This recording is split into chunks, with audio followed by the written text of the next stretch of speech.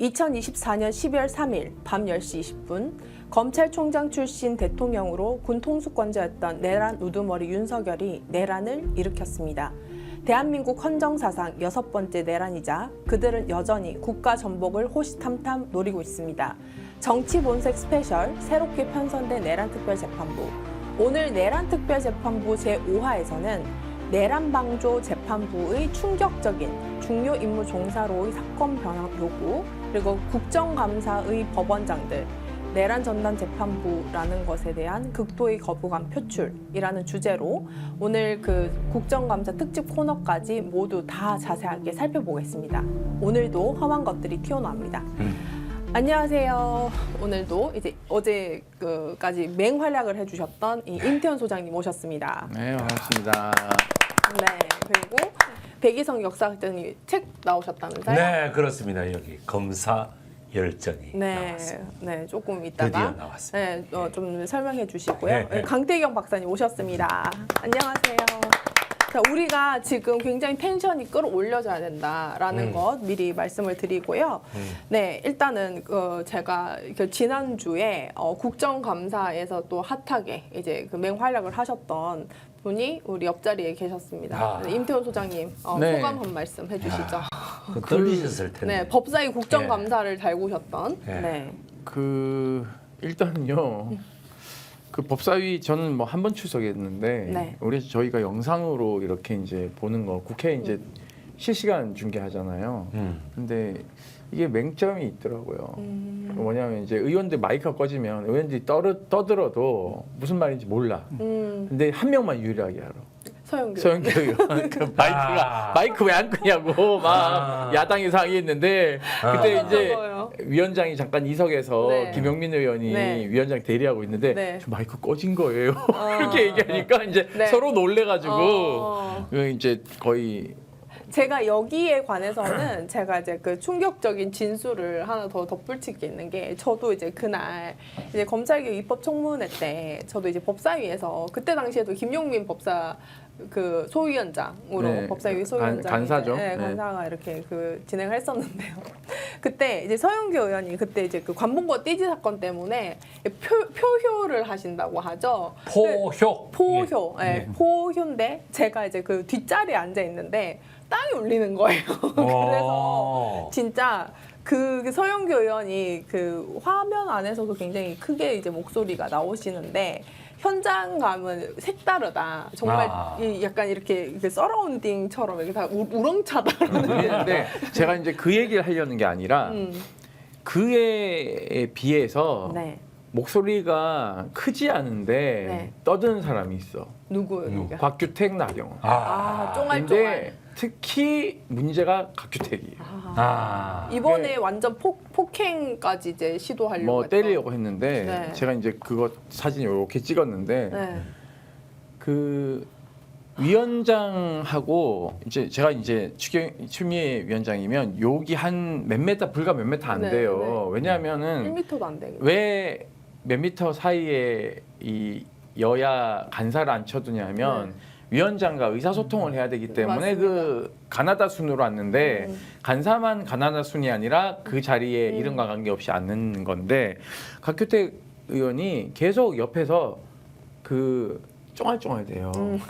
뭐라고 쫑알쫑알 하냐면 이제 추미애 위원장을 긁는 거야.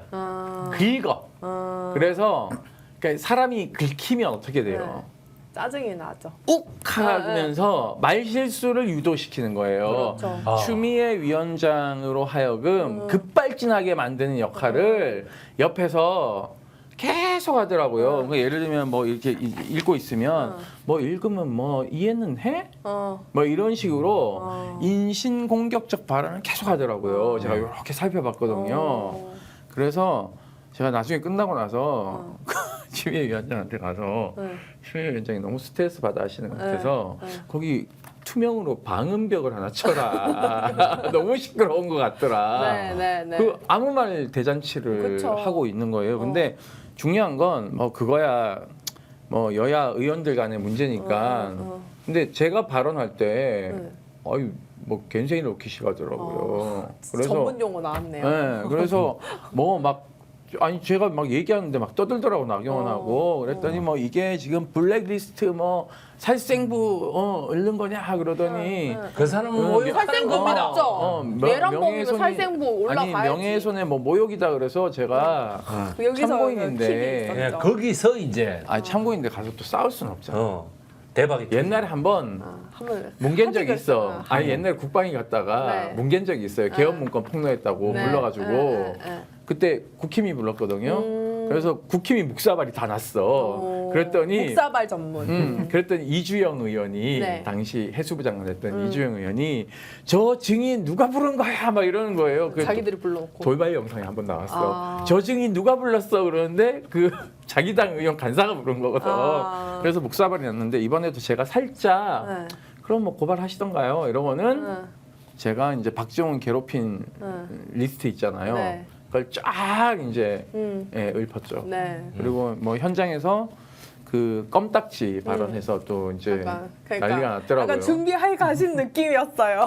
준비 안 했어요. 아 즉흥적으로 네, 그렇게 그냥 막. 그렇지. 그냥 아니 껌딱지처럼 스타성이 있다라는 아니 거지. 껌딱지처럼 붙어가지고 뒤에서 보면 영상 보면 그 안규백 의원이 무슨 얘기하면 포스트잇에 탁 해가지고 탁 주는 사람이 네. 홍창식 법무관리관이에요. 아. 네. 이 사람이 뭐냐면 국방부 장관의 법무참모입니다. 네. 네. 그러니까 이 사람이 국방부와 육군, 해군, 공군, 해병대에 있는 모든 군 법무관을 통솔하는 사람이에요. 그래서 이 사람이 원래는 이제 투스타 자리거든요, 여기가. 외부에서 들어온 군 법무관 출신 원스타, 고등군사법원장까지 했던 사람인데 이 사람이 성폭력 사건 가해자들 다 무죄 준 사람이기도 해요. 근데 여튼 이 사람이 이제 임용이 돼서 계약직이니까 내년 9월까지 이 사람이 임기예요. 아. 그걸 빌미로 해서 자기 못 자르게 하는 겁니다. 그런데 이 사람이 문제가 뭐냐면 계엄 당일날 네. 계엄령은 불법으로 국무회의를 거쳐서 대통령 마음대로 선포했다고 하지만 계엄사령관의 포고령 있잖아요. 포고령. 그렇죠. 포고령은 이 사람의 손을 거치지 않고 나가는 거 위법입니다. 음. 그러니까 포고령은 국방부 그러면은 그 내란 당시에도 이 사람이 이제 법무실장이었던 건가요? 법무관리관, 아 법무관리관. 네, 법무관리관이었고 본인이 이렇게 얘기해요. 난 TV 보고 계엄 알았다. 라고 말이 얘기하면서 같지도 얘 않고. 빠져나가려고 하는데 네. 이 사람이 계엄 당일날 계엄령이 선포돼서 비상 소집돼서 들어와서 일을 합니다. 아. 일을 해요. 일을 하는데 그 일이 뭐냐면 계엄령이 선포되고 나서 포고령이 발표되잖아요. 네. 그럼 포고령 누가 쓴다? 국방부 기획관리관이 작성한다. 그러면은 누가 그것을 검토하냐? 법무관리관이 반드시 검토를 해야 돼요. 네. 왜냐하면 이게 적법한지 안 한지 포고령도 아무데나 갖다 붙이면 안 돼요. 예를 들면 정당의 뭐 정치 활동을 금지한다. 이런 거 다 위법입니다. 그렇죠. 위헌적인 예, 거죠. 언론의 자유를 침해하는 것도 위헌적인 위헌이고 그리고 뭐 거기에 의사 처단한다 이런 거 나오잖아요. 네, 네. 이런 거 다 오호. 예, 다 불법이에요. 그러니까 이 포고령에 대한 걸 검수를 하지 않은 위법성이 있는 것에 대해서 아무런 책임도 책임도 지지 않고 거기 세상 바뀌니까는 지금 분위기가 어떠냐면 안 들키면 된다 이런 분위기예요. 그래서 약간 네. 잡돌이를 하고 오셨군요. 아 그렇죠. 그래서 껌딱지처럼 붙어서 지금 장관에게 지휘 조언하고 있다. 네. 두 번째 김상환 육군 법무실장이라는 사람이 있어요. 육군 법무실장 원스타인데 원스타 이 사람이 계엄 버스를 탄 사람입니다. 이 계엄 버스를 탔는데 계엄 버스에는 장군들이 쭉 타잖아요. 육군 참모총장의 부하들이 육군 참모총장 부하들 중에 한 명이에요. 이 사람 육군 참모총장의 법무참모인데 이 사람이 계엄 버스를 타면 안 됩니다. 왜냐하면 이 사람은 계엄사 법무처장이 되는 거예요. 그러니까 법무처장이 되는 걸 본인이 잘 알고 있거든요. 그러면 여기 타려는 장군들한테 어떻게 해야 되냐? 야, 이 버스 타면 최소한 가서 일하면 내란 임무 중요 종사자이기 때문에 이건 중형에 처한다. 못해도 부하 수행죄는 된다는 거 얘기 안 해주고 같이 탑니다. 그리고 심지어는 박안수 육군 참모총장이 자기 이제 상관이잖아요. 네. 총장님 이거 계엄사령관 맡으면 안 됩니다라는 법무 조언을 해야 되는데 안 해요. 그리고 심지어는 이게 내란에 관여한 자로 이제 내란에 관여한 자가 아니라 박대령 사건에서 박정훈 대령. 박정훈 대령 사건에서 조사본부로 이첩된 것을 경북경찰청에 뺏어온 사건을 국방부 조사본부가 조사하는 것을 또 외압을 행사하는데 심부름 한 사람, 이 사람을 진급을 시키는데 지휘 추천을 해요. 그래서 이 두 껌딱지를 빨리 제거해야 된다라는 얘기를 했습니다. 거의 법사위 1시간 다 들은 듯. 그러니까 아무튼 너무 활약을 잘 받고. 제 옆에 제 옆에 임성근이 앉아 있었고 제 앞에 신범철 법무차관이 앉아 있고 저기 국방부 차관 전 그리고 그 왼쪽에 그 박대령에게 유죄 줘야 된다고 공판정에 떨던 연보영 군검사 그리고 신범철 차관의 오른쪽 옆에 그의 상관인 국방부 보통검찰부장 김민정 중령 그 옆에 김동혁 그 법무관리가 아니요 검찰단장 검찰. 이렇게 앉아 있는 거예요. 그러니까 약간은 그러니까 나 뒤에서 보니까 이제 그 신범철 차관은 이제 저랑 아는 사이니까 아유 임 소장님 잘 지내십니까 이러고 악수하는데 연보영 김민정 둘이 쫄아가지고 김민정은 덜덜덜덜 떨고 있더라고요. 그래서 아휴 그렇게 박대령한테 공판정에서 무슨 집단항명 진짜 수괴인 것처럼 얘기하면서 군 기강을 저해하고 막 이따구 소리를 하면서 제줘야 된다라고 그렇게 꽥꽥거리던 인간들이 거기 나와서는 벌벌 떨고 있어요. 벌벌 떨고 있고 그리고 심지어는 박지원 의원이 당시에 국가인권위원회 사실조사 보고서라는 것을 가지고 여기 봐라 니들이 다 잘못하지 않았냐라는 걸 공개해서 그걸 저희가 그 박정훈 대령의 재판부에다가 증거로 제출했더니 3회 기일 내내 김민정 그 보통검찰부장이 이거 위법 수집 증거라면서 증거 채택하지 말라고 이거 군인권센터하고 변호인단이 뒤로 불법으로 입수해가지고 제출한 거니까 하지 마라 그래서 김정민 변호사 이거 지금 국회에서 공개된 자료예요. 뭔 얘기하는 겁니까? 라고 얘기해서 제가 박지원 의원한테 일러 바쳤거든요. 박지원 의원이 이 다음에 두고 보자 이러고 있더라고요. 그러셨구나.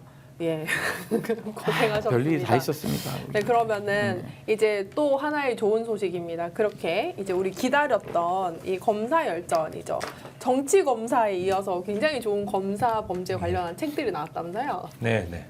우리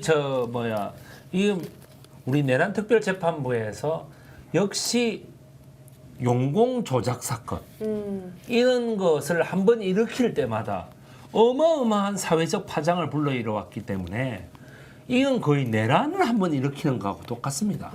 따라서 여기에 있는 31개의 사건은 정확하게 우리나라를 이념적으로 만들어 온 거라고 볼 수 있습니다. 네. 이게 언제까지냐? 놀라지 마십시오. 이명박 정부 때까지 이게 계속됩니다. 예, 박근혜 정부 때도 마찬가지고. 그러니까 서울시 공무원 유성시 사건까지 1946년도에 조선 정판사 위조 집회 사건부터 이게 그 유성시 사건까지. 저는 여기서 이 문장이 제일 그 의미가 있더라고요. 없는 죄. 없는 죄는 만들고 있는 죄는 덮는다. 그래서 이제 대한민국을 뒤흔든 조작과 날조 연대기, 검사 열전이라는 책인데요.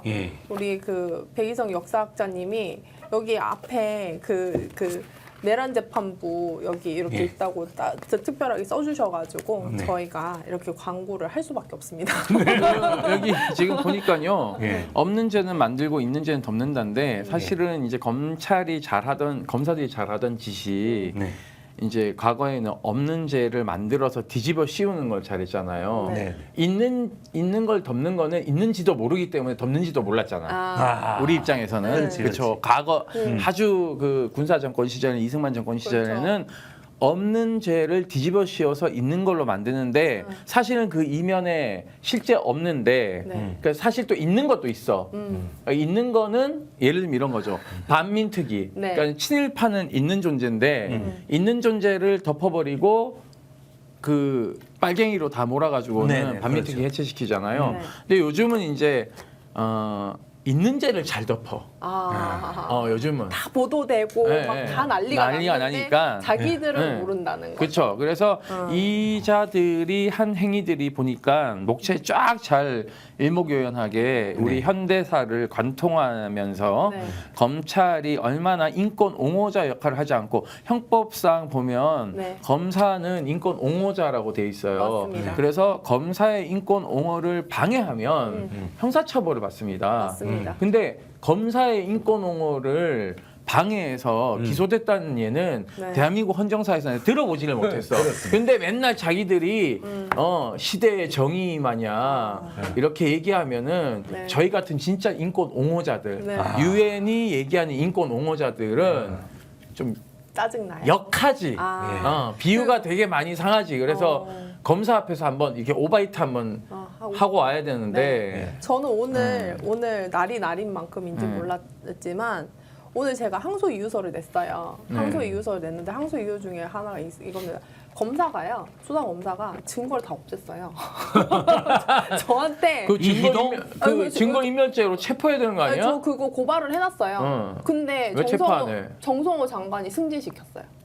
진정을 냈는데. 아이씨. 그래가지고 제가 제가 아니라는 자백을 녹음을 자기가 해놓고 없앤 거예요. 그래서 그거 항소에서 적고 왔는데 오늘 제출했거든요. 네네. 어디다 제출하셨어요? 남부지법이요. 네. 그래서 오늘 약간 이제 성토하는 자리였습니다. 네. 아니 그래서 이게 검사들이 얼마나 이제 기만적이냐면 아까 인권 옹호자 얘기를 했잖아요.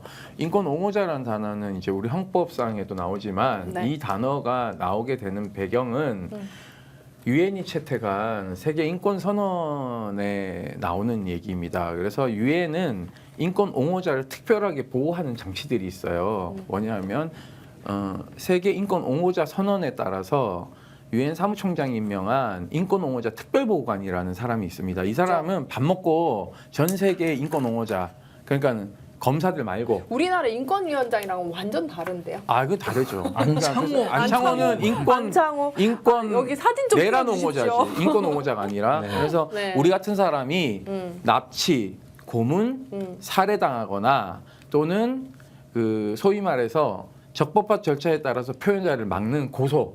그러니까 이제 김용원 같은 사람들이 저랑 군인권센터 활동가들 그리고 김용원이 누구냐면 국가인권위의 상임위원 겸 네. 검사. 군인권 보호관이자 검사. 옛날에 네. 그 그 해수부 장관인지 누구한테 핵칼 보낸 사람. 하여튼간에 이런 사람이 고소를 하게 하면 이런 인권 옹호자를 보호하는 특별보호관이 한국에 공식 서한을 보냅니다. 그래서 지난번에 유엔 표현의 자유 특별보호관하고 인권 옹호자 특별보호관하고 몇 분께서 연합해서 한국 정부에 공식 서한을 보냈습니다. 외교 문서를 통해서 야 니네 박정훈 대령 사건을 기각했다던데 이거 어떻게 된 거냐 해명해라. 두 번째 그 군인권센터 관계자들과 그 군 사망 사고 유족들을 군인권 보호관이라는 사람 인권위 상임위원이 고발을 했다던데 이거 어떻게 된 거냐 해명하라고 우리나라에 있는 우리나라가 파견한 유엔 제네바 대표부를 통해서 외교부에 공식적으로 공문이 왔습니까? 공문이 온 게 아니라 외교 문서가 왔어요. 그럼 이거 답변을 해야 될 의무가 있습니다. 그러면은 어쨌든 그 박정훈 대령 사건은 그 정도까지 전 세계에 알리는데 노력을 하셨군요. 그렇죠. 네. 우리가 고소당하면서. 그래서 네. 이게요. 서울중앙지검에 네. 사건이 송치돼 있어요. 근데 지금 조사- 중부 경찰서가 송치를 했어. 그 우리는 김용원한테 항의하러 간 게 아니라 당시 송두환 인권위원장한테 면담 요청을 했는데 갑자기 지가 감금됐다고 네. 특수감금, 현저건전물 침입죄 이렇게 해가지고 저희를 고발했는데 네. 현저건전물 침입죄로 송치가 됐어. 근데 심지어는 그 건물을 그 실질적으로 관장하는 위원장이 송두환 위원장이 처벌 불원서를 냈거든요. 네. 그런데 중부경찰서가 송치했어요? 송치했어요. 기소 의견으로. 그러니까 개콘이 망하지. 중앙지검이 안 불러. 윤석열 정부 때 저희를 송치했는데 네. 안 부르면 불러. 시끄러지니까. 아니 좀 불렀으면 좋겠어. 우리 유족들이 지금 칼을 갈고 있어요. 왜냐하면 군 사망 사고 유족들이 네. 자기 자식 죽어서 또 네. 억울한데 수사기관에 가가지고 수사를 받으니까 유족들이 기가 찬 거예요. 그렇죠. 그래서 유족의 일부는 진술 줘서 날인 거부하고 나왔어요. 박성재 장관처럼. 네. 내가 왜 이거에다가 조서 날인을 해야 되냐. 장난하냐? 내 자식 죽었을 때도 니들이 이렇게 열심히 했냐. 내 자식 죽었을 때는 뒷짐지고 있던 수사기관들이 그렇지. 하고. 우리 피땀으로 만들어진 군인권 보호관 제도를 만들어놨더니 군인권 보호관이라는 작자 군 사망사고 유족을 고소해? 니들 장난해 지금?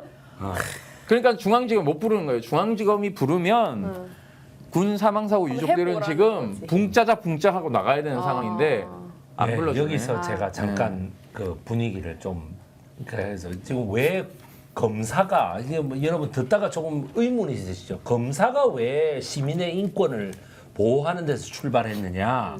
1789년에 프랑스 대혁명이 일어납니다. 너무 멀리 가. 아니 그러니까 너무 멀리 가는 게 아니라 진짜예요. 역사적으로 봐야 될 거 아니에요. 아니, 그렇지. 1789년에 일어났는데 그 우리나라에서 안 그때에- 일어나는 사람들 잘 몰라. 예, 아니 그때에 경찰이 철저하게 귀족 계급의 이익을 대변해서 귀족 계급에게 반대하는 당시에 혁명 세력이 누구였냐면 부르주아지 중산층이었단 말이죠. 네. 그러죠. 그러니까 예, 삼부회 중에 제일 밑에 등급. 그래 거기에 사람들을 무작위로 체포하기 시작합니다. 네. 영장도 없이. 아니 부르주아를 그래서- 체포하는 나쁘네. 예, 그래 체포를 하니까 공산주의자였어요. 체포하니까 어떻게 되냐면 부르주아지들이 만들었다 이거예요. 검사 제도라는 걸 하나 만들었다. 따라서 호민관 제도하고 똑같습니다 이게. 호민관이 뭔지도 예, 몰라서. 예, 호민관. 그 로마 시대에 민중의 이익을 대변하던 그치. 호민관. 네. 그거하고 똑같다고 본 거예요.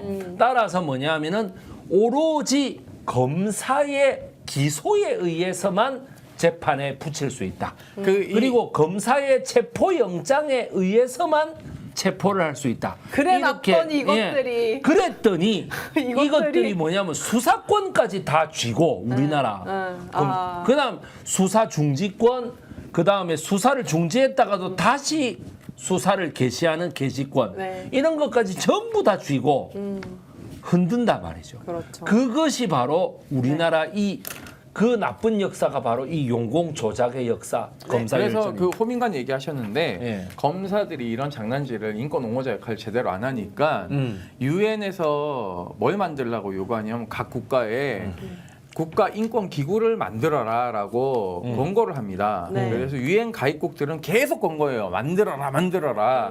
그리고 우리나라도 계속 이제 유엔 가입을 언제 했습니까? 노태우 때 했으니까 노태우 때 같이. 계속 만들라고 요구해서 이거를 만들겠다고 한 사람이 누구냐면 YS가 만들겠다고 얘기를 해요. 근데 만들겠다고 얘기를 했는데 검사하고 법무부가 너무 반대가 심하니까 이게 타협을 해가지고 만든 게 뭐냐면 국민권익위원회예요.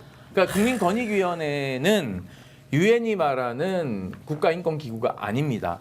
유엔이 말하는 국가인권기구는 파리 원칙이라는 게 있어요. 네. 파리에서 모여가지고 국가인권 원칙을 정하는데 네. 입법, 사법, 행정 뭐 어디에도 속하지 말고 독립적으로 네. 해라라고 네. 해서 이 제도를 만들었어. 그래서 안창호 같은 사람들 등등등등이 그 역할을 해야 돼. 왜?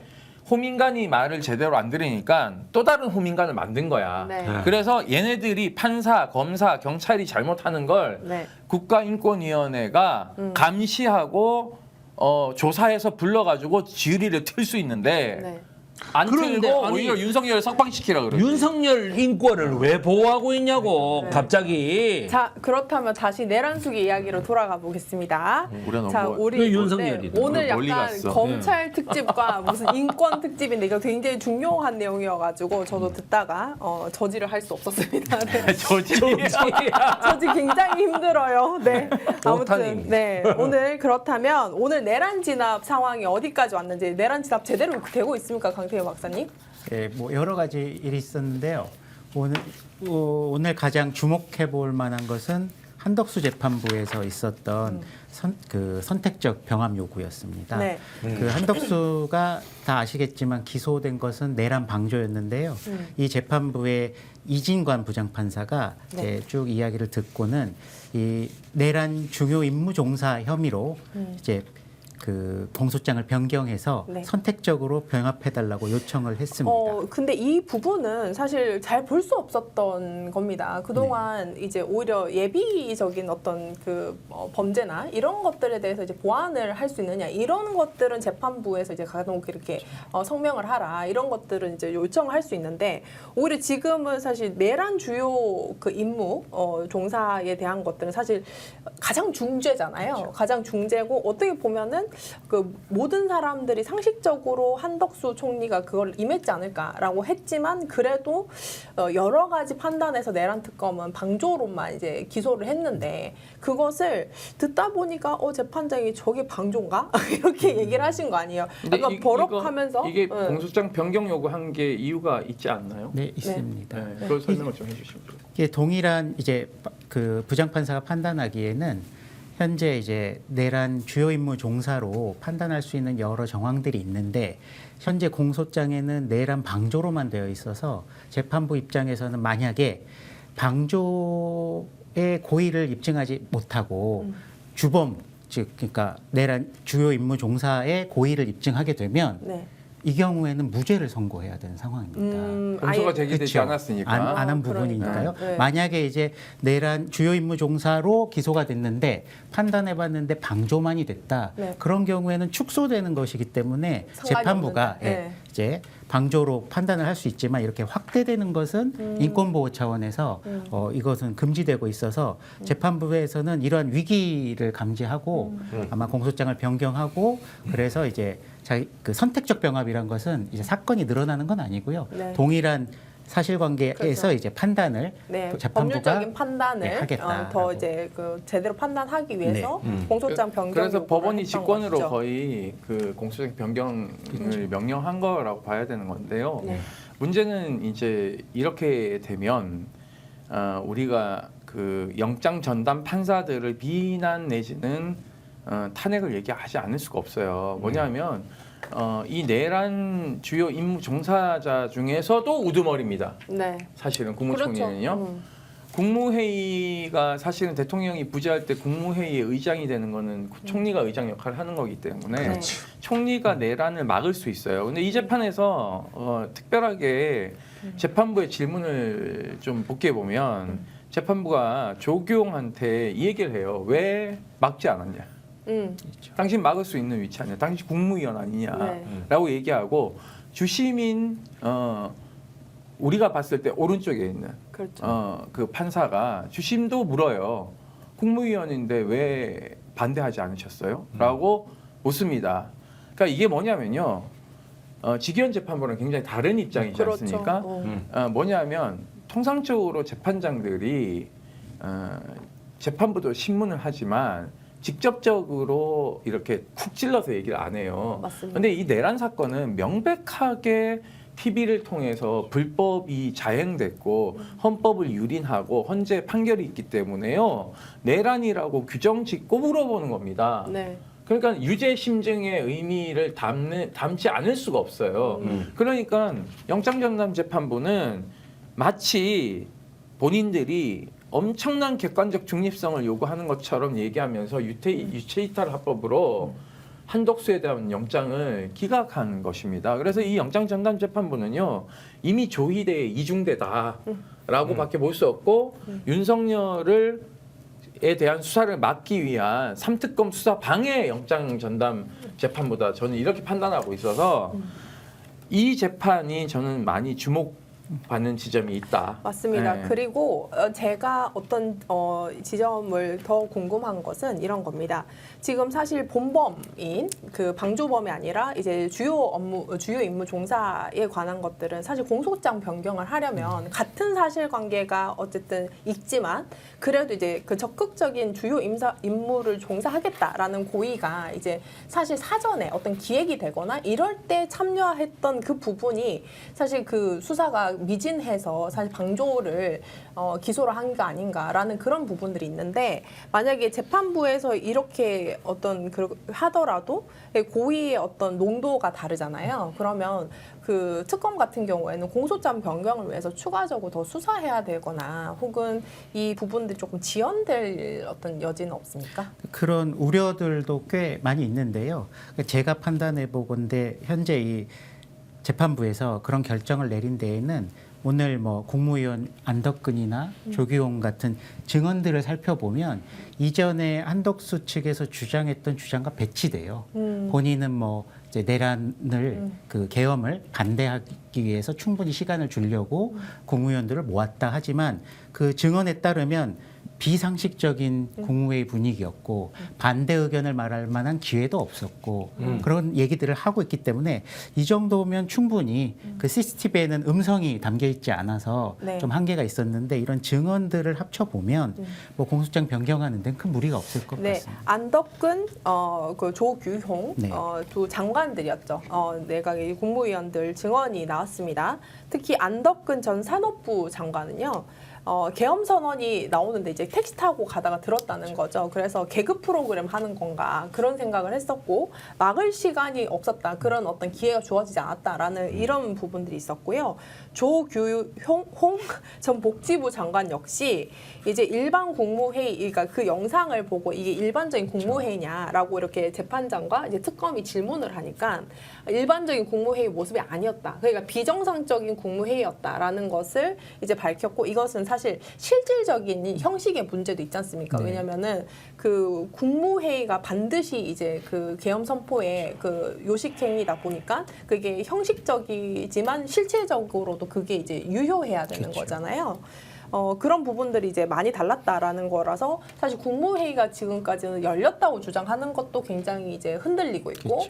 그러면 이 한덕수의 주요 그 임무 종사, 내란 주요 임무 종사로 이제 공소장 변경이 되면서 저는 이 재판이 오히려 직위원 재판에 오히려 더 영향을 주지 않을까라는 생각이 있습니다.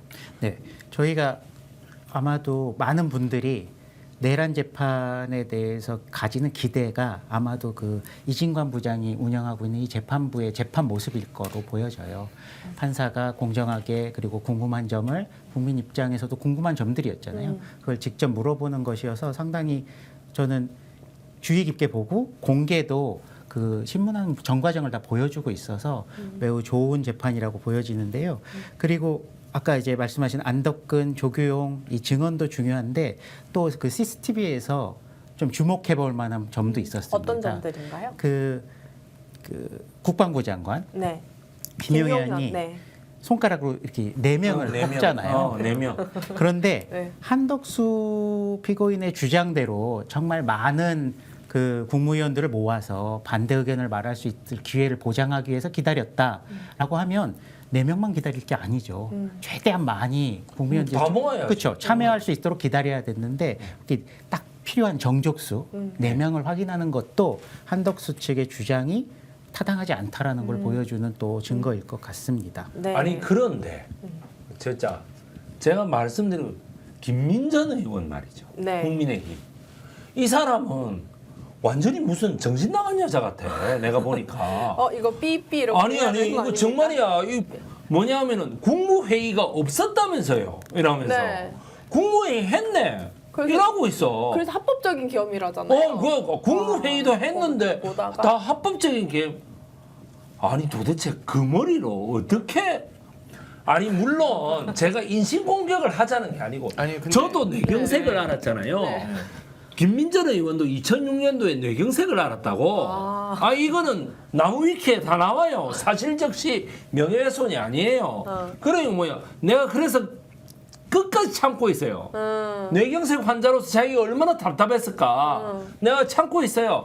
그랬는데 네. 어떻게 그 머리로 100분 토론까지 진행했으며 네. 어떻게 그 머리로 외국어 대학교에서 학생들을 가르쳤냐 이거야. 아마 약간 MBC가 그- 잘못했네. 아 정말 내가 진짜 짜증나서 내가 그 아유. 100분 토론 요즘 뭐 많이 안 보니까 네. 하여튼 그 저는 이제 이런 얘기를 좀 시도 해야 때 되는데요. 너무 비난. 아니 뭐 100분 네. 재미없는 건 사실이니까. 그 저기 그 이런 겁니다. 국무회의가 적법 절차를 거쳐서 회의를 진행해서 의결됐다고 해도 이거는 위법이죠. 그렇죠. 왜냐하면 계엄 요건이라는 게 있습니다. 계엄 요건은 그렇지. 전쟁이 벌어지거나 국지 도발전이 벌어지거나 또는 대규모 소요 사태가 발생했다라는 것이 어느 정도 입증이 돼야 돼요. 그런 비상 사태에서에 따라 계엄은 두 가지로 나뉘어집니다. 경비 계엄과 비상 계엄으로 나뉘어지고 전국 계엄과 부분 계엄으로 나뉘어질 수가 있어요. 그러니까 비상 계엄은 전국 계엄을 하는 건데 경비 계엄을 통해서 경비 계엄으로 소요 사태나 또는 전시나 국지 도발을 막을 수 없을 경우에 비상 계엄으로 그 외적을 막기 위한 국민 총격전을 벌이는 거예요. 그런데 그 정적을 제거하기 위해서 그 의회를 전복시키기 위해서 지금 비상계엄을 하지 않았습니까? 네. 그러니까 이게 절차적으로 그 정족수를 갖추고 회의를 소위 말해 자기들끼리 정상적으로 했다 하더라도 이것은 위법한 겁니다. 네. 예, 그리고 이건 그러니까 불법이야. 내란이 되는 거예요. 네. 그러니까 이걸 아셔야 되는 거죠. 네. 예. 그래서 저는 그 안덕근 장관이 조곤조곤 할 말 다 하더라고요. 예, 그러면서 자기는 개그 프로그램인 줄 알았다. 그러니까 왜냐하면 안덕근은 국무회의에 참석하지 않았기 때문에 그러니까 자기는 굉장히 얘기할 마음이 수 있는 거고 가벼워 보이더라고요. 조규영은 이제 참석을 했고 본인이 이제 그 반성하고 있다라고 마지막에 네. 얘기를 했어요. 근데 태도는 별로 좋지는 않았어. 그리고 그 네. 뭐죠 그 전공의 처단 그 부분에 대해서 굉장히 놀랐다라고 네. 주무장관으로서 놀랐다라고 얘기를 했고 아니 복지부 장관도 모르게 그 문구를 썼다고요. 그러니까요 저는 미친놈이네. 저는 진짜. 그 문장도 미친놈이라고 생각했는데 근데 저는 어떤 왜냐하면 포고령은 국무회의 의결사항이 아니라 계엄사령관이 발령하는 거니까 그렇죠. 계엄포고령은 박안수 이름으로 네. 이제 선포되는 안수가 거라서 너무 안수. 그 계엄사령관이 사실은 모든 권력을 장악하는 겁니다. 예, 그렇기 때문에 그 당연히 계엄사령관 입장에서는 보건복지부 장관 따위 눈에 안 보이는 거죠. 아니 근데 저는 참 이게 아이러니하게 그 박안수 계엄사령관 당시 이제 할렐루야. 그 육군 참모총장께서 할렐루야. 국가조창기도에 가가지고 막 이렇게 막 풍성기도 하잖아. 막. 근데 이제 어떤 거냐면 그 사람이 권력 의지가 없어서 진짜 다행이다. 라는 생각도 했었고요. 왜냐면 그때 그 사람이 윤석열이었어요. 계엄사령관 하고 나니까 이거 내 판인데 하고 이 완전 한번 가봐 나도 한 전두환 길 걸어봐라고 그때 판단을 할 수도 있잖아요. 아니죠. 그러면 그러니까는 전두환이 계엄사령관 하지 않았거든. 그렇죠. 전두환은 합수본부장을 했지. 그러니까 여기서 합수본부장은 여인형입니다. 그러니까 여인형이 전두환이 되는 건데 문제는 이게 기존 구테타하고 다르잖아요. 그렇죠. 기존 구테타는 권력을 전복하고 내가 권력을 찬탈하는 건데 이거는 권력을 이미 잡고 있어서 친위 구테타잖아요. 네네. 그러니까 사실은 본인이 권력을 거머쥘 게 없는 거죠. 이미 권력자가 그 군을 동원해서 반란을 일으킨 거니까 권력자의 입맛에 맞게끔 해야 되는 게 있는 건데 그건 윤석열의 의지 박약이다. 아니 그러니까 그때 왜냐하면 저는 아직도 기억을 하는 게 그때 그 박안수 이제 육삼 촌장이 제일 먼저 이제 국회 끌려 나왔을 때 제일 먼저 끌려 나왔을 때 그때 머리 안 감고 퍼석퍼석하게 해가지고 표정이 나는 아무것도 몰라요. 그 사람 원래 그래요. 그러니까 나는 너무 착한 사람이에요. 눈빛이 막 약간 사슴같이 이렇게 막 이렇게 초롱초롱하고 뭔가 이렇게 여자분들이 뒤에서는 또 좋아하시겠네. 울고 막 자기가 그 뭐지 뭐 향수는 안 뿌렸대요? 뭐 그런 얘기를 하시면서 막 그때를 보면은 너무 솔직히 좀 황당하잖아요. 그때 불쌍하다. 저 사람은 이용당했나 뭐 이런 생각을 했는데 저는 참 이런 부분들 보면은 그런 거에 쏘으면 안 돼요. 그러니까요. 그렇습니다. 와, 그- 근데 말도 진짜 안 돼. 그냥 그 자리 간 거 아니야? 아니 반대로 최소한 그 정도 연기력은 갖춰줘야지. 아니 그 반대로 자리에 생각해 가는 거지. 보세요. 이 친위 구테타 성공했다고 생각해봐. 나 너무 소름 끼쳐요. 박안수는 뭘 하고 있겠어요? 그러니까요. 그 계엄에 동원됐던 주요 군인들은 다 승승장구하고 권력의 한 자락을 잡고 있을 텐데 우리 임태훈 소장님을 신문하고 있을지도 몰라. 나는 뭐 신문에 죽였겠지. 그러니까 한 일주일 안에 나도 나는 갔어요. 나 같은 사람 신문하면 안 돼요. 그냥 죽여야지. 우리 신문해가지고 완전 전 세계 매스컴을 탄다 이러면 안 아니, 되는 그러니까 거야. 아니 여기서 두 명은 없어졌을 아마 거야. 잡혔으면 네. 따기부터 때리고 시작할 거예요. 아, 진짜요? 왜냐하면 저는 아니, 뭐 뻥뻥행인데. 고문은 응. 막 그렇게 TV에 보는 것처럼 막 줄이 틀고 막 지지고 막 이런 것도 있지만요. 그 고문은 그 상대방을 무너뜨리는 거를 그쵸, 하거든요. 정신적으로. 사실상 한 대도 안 때리고 무너지게 할 수 있어요. 어떻게 잠 안 재우는 거. 그쵸, 이런 그쵸. 게 이제 굉장히 문제고. 그러니까 선진적 고문 방법인 예, 거지. 그리고 딱 그냥 한 대만 때려도 돼요. 따기 같은 거 한 대 딱 때리면 이제 사실은 이제 저놈이 무너지거든. 그렇죠. 노덕술이 약산 김원봉을 따기 살해했던 때렸잖아. 방식입니다. 예, 네. 따기 때렸잖아. 처음에 봐서 따기를 딱 때리고 시작하는 거. 진짜. 그러니까 김원봉 입장에서 얼마나 웃겨요. 친일 경찰이 외놈들 앞자리 하다가 난 독립운동했는데 세상이 바뀌었다고 생각했는데 치조실에 끌려와가지고 따기 때리고 있어. 그럼 김원봉 그러면 사람이 어떻게 되냐면요. 자살 충동이 확 일어나요. 그렇죠. 내가 이때까지 독립운동한 거는 왜 했지? 왜 했지? 어. 아니 왜냐하면 뭐 김원봉이나 독립운동 만주벌판에 독립운동하는 사람들이 그 해방이 되면 내가 뭘 할 거야 이런 생각으로 했겠어요? 그렇죠. 막 꾸며가면서 시키지도 않는데 예, 훈장 받으려고 했겠어요? 그렇죠. 아니잖아요. 그런 사명감을 마치 순식간에 무너뜨리는. 예, 맞습니다. 그쵸. 바로 그겁니다. 그리고 이제 내란 특검에서는요 박성재 이제 그 구속영장 재청구를 위해서 이제 보강 수사를 시작을 근데 했습니다. 언제 하는 거예요, 도대체? 지금 여러 이제 보강 수사를 하는데 난 이걸 검사들이 안 하는 것 같아. 안 할 수도 있죠. 예. 아 이게 지금 내란 특검에 있는 아니 검사들. 임성근 사단장은 내일 하잖아 내일. 예. 아니, 거기는 이제 최혜병 거긴 특검이고. 최병 특검이고 여기 내란 특검. 거기는 14명밖에 안 돼. 검사가 진압이 됐어. 14명밖에 안 돼 가지고 네. 여기는 군검사, 네. 군사경찰, 네. 그 군검찰 수사관, 경찰들이 포위해 가지고 그래 뭐 하지 마세요. 특별수사관 동원해서 우리 할게요라고 되는데 지금 내란 특검에 파견된 숫자가 검사가 너무 많아. 네, 거의 그리고 한 100명? 뭐 하여튼 몰라 지금 내가 숫자 네. 확인해 봐야 되는데 하여튼 많아. 검사 숫자는 80명이고 수사관까지 다 합치면 250명쯤 될 네. 거예요. 그러니까 얘네들이 지금 태업을 하기 시작했기 때문에 제가 지금 의심되는 건 이런 겁니다. 특검보들이 직접 막 일을 한다고 해요. 지금 여기도 네. 검사들이 말을 안 들으니까 이러면 수사량이 방대하기 때문에 특검보들이 번아웃되기 그렇죠. 쉽거든요. 그렇죠. 일부러 지금 이런 식으로 하는 겁니다. 그래서 저는 구속영장 청구서도 나중에 확보해서요.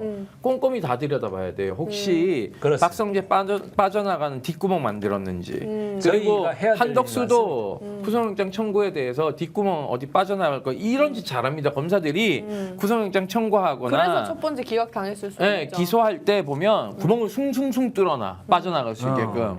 그래서 이런 것들도 나중에 다 검토해서요. 그 구속영장 청구한 검사가 구멍 뚫어졌으면 그 놈도 다 있잖아요. 다 처벌해야 됩니다. 네. 징계하고. 예. 그러면 이 재청구를 위해서 보강 수사가 이제 시작됐다고 하는데 그래도 뭔가 있는 것 같습니다. 네. 지금 포고령 1호 문건이 발견됐고 이제 이것이 박성재가 관련이 되어 있다. 그리고 계엄 실무 편람과 유사한 문서가 이제 법무부 차원에서 이제 발견됐다. 이런 것들이 있어요. 네. 재청구 구속영장 재청구를 위해서 보강 수사를 할 때 가장 핵심적인 부분은 이전에 구속영장을 기각했던 사유였던 위법성 인식이 없었다라는 부분을 이제 무너뜨릴 수 있는 보강 수사를 하는 건데요. 이제 이런 문건들을 가지고 이미 박성재가 내란을 계획하는데 깊이 관여했다는 점도 증명하고 더더욱이나 지금 그 계엄 선포 네. 1시간 후에 있었던 법무부 내에 실국장 회의 녹취도 확보되고 확보가 예, 됐나요? 그리고 거기에 참여했던 법무실장이나 인권국장 등의 증언들을 확보하기 위해서 노력 중이라고 하고요. 특히 주목해볼 만한 거는 그 인권국장인 승재현 인권국장이 네, 승재현 인권국장입니다. 승재현. 현. 현 인권국장이 참고인으로 조사를 받게 소환됐다고 성이 해요. 승씨예요. 승씨입니다. 네. 저랑 친합니다. 야, 특이하다. 아, 저랑 무슨 위원회 같이 위원 활동해가지고 그렇구나. 저의 직장 동료이기도 한데요. 역시 승재. 내란 특별 재판부가 중요합니다. 그래서 네. 그래도 우리 다행히 예. 강태경 교수님하고 같은 직장 동료. 네. 네, 형사정책연구원에 계시는 네. 그렇구나. 승재한 박사. 근데 이제- 이분이 되게 중요한 지적을 하셨던 것 같아요. 네. 당시 그 실국장 회의에서 알려진 바로는 계엄이 위헌 위법할 소지가 크다라고 경고하는 발언을 했다고 여러 상황에서 확인이 되고 이제 인권국장 본인도 그렇게 아마도 증언을 했던 걸로 알고 있습니다. 그래서 이 승재한 그렇죠. 하시죠. 이- 잘 하시니까. 이 부분이 바로 박성재 전 법무부 장관이 그 내란이 위법한 건지 잘 몰랐다라는 부분을 깰 수 있는 중요한 증거가 될 수 있습니다. 그러니까 이 부분이 굉장히 중요한 것이 사실 그 법무부에서 그때 류혁 감찰관인가요? 네. 그때 이제 불렀을 때 당장 거기에 이제 앉지도 않고 그냥 사표 낸다고 하고 그냥 가라는 식으로 해서 그렇게 나왔다는 예. 그 장면만 우리는 좀 알고 있지 않습니까? 네. 그래서 사실 그 법무부라는 그 곳이 어떻게 저 위법하고 위헌적인 저 계엄령에 대해서 아무 저지도 없지 그랬을까라는 그 절망감이 좀 있었는데 그래도 인권국장 승재 현 인권국장이 그 몇 번 이렇게 외쳤다고 해요. 그 계엄이 위헌일 수 있다. 저는 이 부분에 대해서는 좀 너무 다행이고 또 이게 또 녹취로까지 이제 녹취까지 발견이 됐다고 하니까 누군가는 몰래 이렇게 녹음하고 이렇게 틀고 있었다는 거 아닙니까? 그래서 굉장히 중요한 전환이었고 그래서 이제 박성재는 이제 위법성을 알고도 실행을 착수했다라는 부분들을 이제 빼도록도 못할 것이다. 지금 승재현 인권국장이 현직에 아직 있어요. 왜냐면 이분 검사가 아니고 형사정책연구원의 이제 연구위원이신데 이제 여기가 이제 개방직이라서 네. 그 개방직 임용돼서 이제 임기가 외부위원, 네. 남아 있는데 그 인권국장의 업무는 사실상 이런 얘기를 하는 거죠. 실제 이제 이게 국민의 기본권 침해의 여지가 있을 수 있다. 그러니까 이거는 좀 신중하게 해야 된다는 얘기를 사실상 이제 여기 여러 참모 중 법무부 장관의 참모 중에 한 명입니다.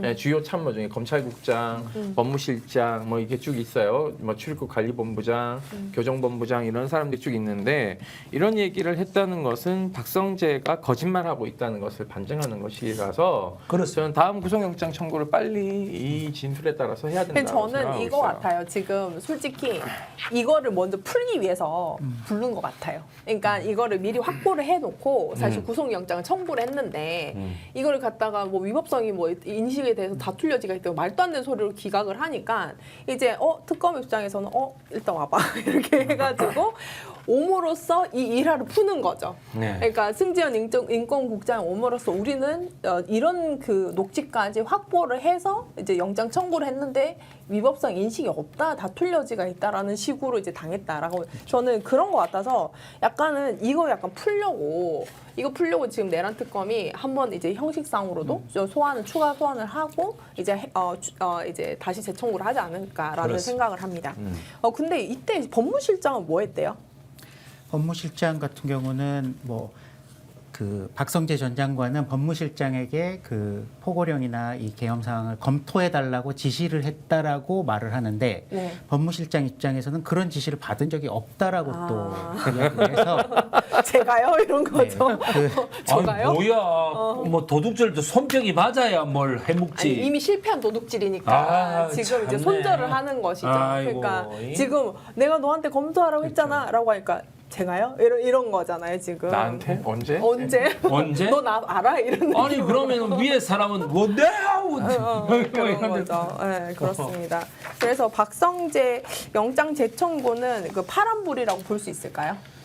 네, 이런 증언들이 종합해 보면 충분히 위법성 인식이 있던 것을 우리는 추단을 해볼 수 있습니다. 그래서 저의 개인적인 생각으로는 인용이 되지 않을까. 만약에 다음 재청구도 기각시키면 어떻게 해야 되는 건가요? 그야말로 이제 내란 전담 재판부와 네. 또 내란 전담 재판부의 영장들을 담당하는 또 전담 영장 담당부가 네. 만들어져야 되겠죠. 네. 이제는 만들어져야죠. 그리고 지금 최혜병 특검에서 6명을 한꺼번에 그 구속영장을 청구했잖아요. 네. 7명. 예, 그리고 또 일곱 명. 그 임성근 사단장 한 명 더를 따로 청구해가지고 아니 거기 그때 청구할 때 2명 더 했어요. 그래가지고 이제 완전히 했잖아요.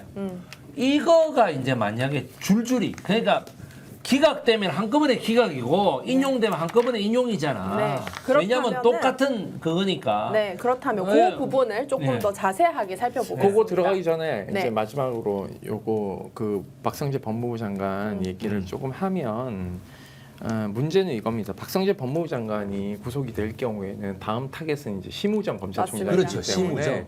검찰들 입장에서는 지금 심우정 치하에서 사실상 내란의 수사를 맡았던 내란 특수본이 지금 이 내란 특검 안에 들어가 있어요. 사실 이 사람들이 내부 스파이인 거죠. 그러니까 이 사람들이 그 당시 수사를 미진하게 했기 때문에 당시 자기들의 상관인 검찰총장과 법무부 장관을 체포 구속하지 못한 죄가 있지 않습니까? 네. 그러니까 이 사람들이 최대한 자기 조직 보위로 검찰청 해체에 앞서서 반기를 든 거예요, 실제. 그러니까 이런 사람들이 수사를 방해하지 않았나 이런 것들도 조은석 특검이 자체 감찰을 해서 필요에 따라서는요 내부 압수수색도 해야 돼요. 그리고 네. 제가 여기서는 꼭 여러분과 함께 공유를 하고 싶은 부분이 있는데 그 박세현 이 법사위에서 그날 서울 고검장. 서울 고검장을 했던 박세현 저 아버지 국정감사에서 증인 신청을 했죠 이번에. 그때 이제 그 끝까지 캐물었어요. 법사위에서 끝까지 캐물어서 그때 항고 취소를 이제 못하게 했던 거. 그러니까 그 항고를 즉시 항고를 구속 취소에 대한 즉시 구속 항고. 취소에 관한 즉시 항고를 못하게 했던 그것이 누가 결국 했느냐라고 하니까 박세현 그때 당시 이제 서울고검장이 특수본부장이었죠. 그 사람은 이제 좀 바보죠. 이미지. 아니에요. 아닙니까? 완전 그 제가 나중에 말씀드리겠습니다. 그러니까 그 사람이 바보 아니야? 주저하다가 결국 심우정이 시킨 거 아니냐라는 것에서는 소극적 동의를 하고 마쳤습니다. 근데 그 장면이 저는 굉장히 중요한 게 그 사람이 뭘 했습니까?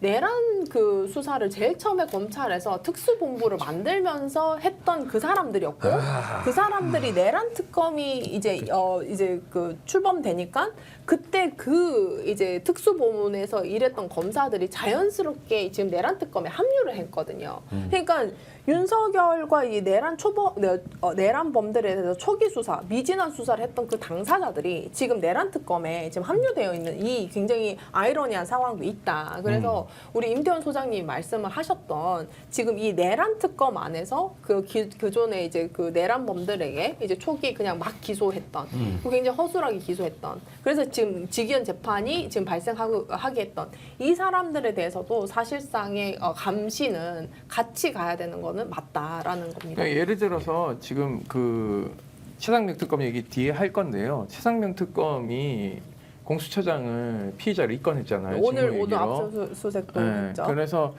그 경찰청 네, 이제 어제, 국수본부하고 오늘 국수본하고 저기 경북경찰청 전남경찰청 압수수색했고 그 공수처는 이제 2차로 압수수색을 했지 않습니까? 네. 거기에 이제 그 오동훈을 입건을 했죠. 입건을 했는데 직무유기로 이게 뭔 얘기냐면 이제 박대령 그 관련된 사건을 그 차정현 검사의 수사를 방해할 정도로 직무유기를 했거든요.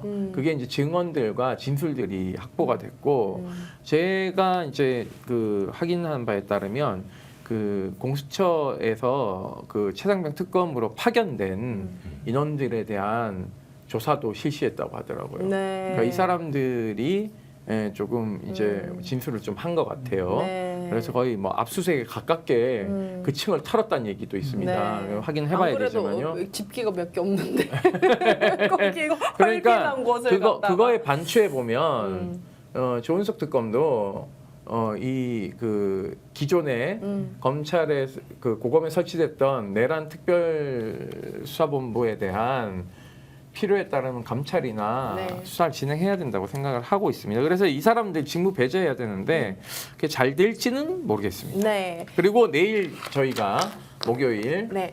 오후 2시에 중요한 소식이 있다면서요. 내란 특검의 고발인 조사를 받으러 갑니다. 아, 그래서 파이팅. 저희가 2시에 1시 45분에 그 앞에서 기자 브리핑을 하는데 네. 이 자리에서 조희대 대법원장과 네. 그 법원 행정처장 천대엽 두 사람을 고발을 할 겁니다.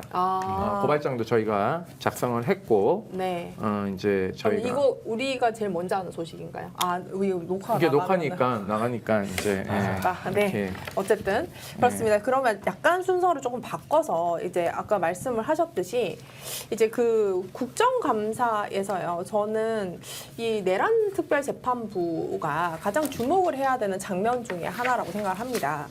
어제 이제 법사위에서요, 전국 법원 이제 그 국정감사를 했습니다. 근데 이제 국정감사에 나왔던 그 법원장들의 표정을 보고 저는 조금 충격을 받았어요. 그 법원장들이 내란이 일어났나? 그게 우리랑 무슨 상관? 이런 표정으로 이제 있더라고요. 네, 그래서 그러고 나서 이제 그 법원장들이 하나같이, 주로 고등 법원장들이 이제 하나같이 그 내란 재판부는 위헌 소지가 있다 하면서 위헌 타령을 그렇게 했어요. 저는 이 지점에 대해서는 사실 도대체 뭔 생각으로 저 자리에 나왔지? 라는 여러 가지 기싸움하러 나왔나? 라는 생각을 하면서 그걸 봤습니다. 어떻게 보셨어요? 뭐 저는 뭐 기사 나오는 것만 좀 봤는데요. 뭐 이자들이 무슨 얘기하는지 저는 별로 궁금하지 않고 왜냐하면 뭐 다 집에 가야 될 사람들이라서 네. 그 서울 고등법원장 좀 뻔뻔한데요. 이 사람이 서울중앙지법과 고등법원 같이 붙어 있기 때문에 청사 맞습니다. 관리 권한이 이 사람에게 있어요. 맞습니다. 거기 경위들 가보면요. 불법 대잔치 하는데 이 고등법원장이 그냥 가만히 방치하고 있습니다. 그러니까 제가 윤석열에 대한 내란 재판 첫 재판 때 재판 시작 전에 법원 경위들한테 들려 나온 거 모르시죠? 끌려 나왔어요. 재판 시작되지도 않았는데 저희 활동가들이 가서 노트북을 펴고 네. 이렇게 이제 타이핑 준비를 하는데 네. 그 기자가 아니란 이유로 노트북을 못 사용하게 하는 거예요. 네. 그래서 제가 대법원 방청 규칙에는 그런 규정이 없습니다. 네. 없는데 지금 왜 우리의 전자기기를 못 쓰게 사용 제한하냐라고 하니까 재판장의 그 지시라는 거예요. 그래서 나는 직위원의 지시라는 거예요. 그래서 우리는 그것을 재판장에 직접 물어야 되고 우리에게 그러할 만한 직접 고지를 해야 된다. 고지를 해야 되고 고지에도 명확한 사유가 있어야 돼요. 왜냐하면 기자들은 노트북을 사용하게 하고 인권단체 활동가들은 인권옹호자들은 사용 못하게 하는 건 명백한 차별이거든요. 그러니까 왜냐하면 그렇게 제한할 때는 합리적인 그 이유가 있어야 돼요. 맞습니다. 그래서 제가 그 사용 못하게 하는 것에 대해서 그렇게 하지 마라. 그리고 이러한 얘기를 전달할 권한이 당신들에게 없다. 하시려면 법원에 있는 법원 사무관들이 와서 해야 되는 거예요. 그런데 그렇게 경위들을 통해서 경위들이 그런 얘기를 하면서 제가 항의를 하니까 이 사람 끌어내라고 하더라고요. 그때는 특검이 출범 안 했을 때야. 그 내란 전담 그때 윤석열 탄핵 전이죠. 윤석열 탄핵 후였나? 전인가 후인가? 그때 왜냐면- 전이야. 전이라서 경호가 다 붙었었어요. 그때 그래서 그때는 고검에 있던 내란 그 특별수사본부 검사들이 다 와 있었는데 무슨 인권옹호자들이야. 그 자리에서 그냥 구경 난 것처럼 구경만 잘하고 있고. 그래서 특수본 사람들. 네, 그래서 제가 사지가 끌려서 나왔어요. 덜렁 들려가지고 나왔는데 덜렁 들려서 나오니까 법원 사무관들이 밖에 있었거든요. 눈이 땡그레진 거야. 왜? 큰일 났다. 저거 불법인데. 라는 걸 딱 감지하잖아. 그래서 제가 바로 112에 신고를 했어요.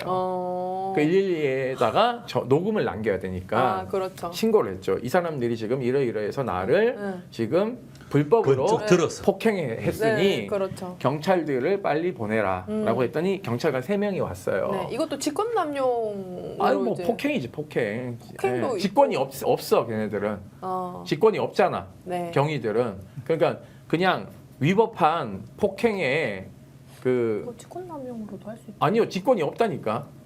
아니 그러니까 직권 남용을 하려면 직권이 있어야 돼. 네. 그러니까는 뭐냐면 불법 몸에다가 손을 댔으니까 폭행에 뭐 상해에 막 다 갖다 붙이면 돼요. 네. 업무 방해에.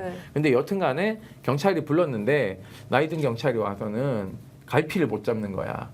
이게 법원에서 퇴거 명령한 줄 알고 네. 그래서 그게 아니고 상황이 저 사람들이 지금 재판이 시작되지도 않았는데 재판장이 퇴거 명령도 하는데 나를 들고 나왔기 때문에 폭행이다 이건 그러니까 불법이다라고 하니까 그제서야 젊은 경찰관이 알아듣고 내가 신원 특정하라 그랬어요 이 사람들. 내가 누군지 세증을 하지 모르니까. 그러셨어요. 이렇게 다 아이고, 이렇게 찍고. 사진 못 찍게요. 그거 가지고 시비 털면 아니, 안 들고 되니까. 나왔다면서요? 아니 경찰이 왔으니까 몸캠이 있잖아. 어차피 그래서 다 이제 그 이름을 적고는 사무관이 나한테 오더라고요. 그래서 어떻게 죄송합니다. 아니 어떻게 하실 거냐. 그래서 법대로 해야죠. 그랬더니 선생님 고정하시고 네. 좀 봐주시면 안 되냐라고 해서 그러면은 나한테 와서 사과를 해라. 라고 했어요. 네. 그랬더니 거기 경위 계장인가가 네. 절대 못하겠다는 식으로 뻗팅기는 거예요. 오. 그럼 나는 다 법조치야, 고소하겠다. 진짜. 하겠다. 그러면 이 법원에서 재판해야 될걸요? 네. 내가 이랬어. 그랬더니 그제서야 이제 와가지고 사과하는데 여기에 경위들이요. 공교롭게도 특전사 출신이 많아요. 그래서 몸이 요즘 다 좋아. 와, 그래서 그래, 예. 벌떡 들고 네, 들고 나오는 거예요. 그래서 요즘도 가면 이 사람들이 그 왜 권력이 하늘을 찌르면 그 집 개가. 그 개가 먼 노릇한다고 그렇죠. 지가 마치 판사이 마냥 거기 오는 방청객들을 함부로 대합니다. 네. 그러니까 검찰의 경위들이 그런 짓을 많이 하거든요. 기자들한테 포토라인 이렇게 치라고 얘기하면 안 비켜주면 버스 가지고 맞고 이래요. 지가 검사예요. 네, 네. 그래서 이러한 불법적인 형태를 계속적으로 방관하고 그 윤석열 과잉 경호하고 이러는 게 네. 서울 고등법원장이 네. 이런 짓을 하는 거예요. 아, 그래서 이것도 그 좀 중요한 지점이네요. 청사 안에서 윤 어게인 사람들이 와서 피켓 들고 시위하는 것도 하나도 못 막아.